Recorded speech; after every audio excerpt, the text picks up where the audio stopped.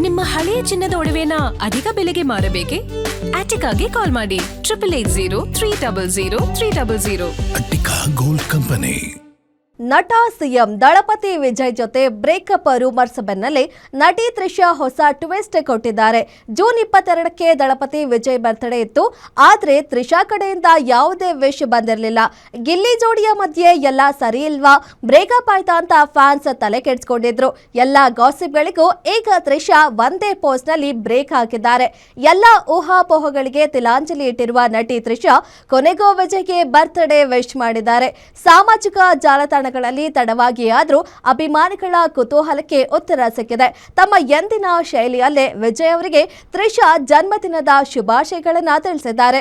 ವಿಜಯ್ ಅವರ birthday ಸೆಲೆಬ್ರೇಷನ್ನ heartful photo share ಮಾಡಿ Vijay makes it all worth it ಅಂತ ಕ್ಯಾಪ್ಷನ್ ಕೊಟ್ಟಿದ್ದಾರೆ.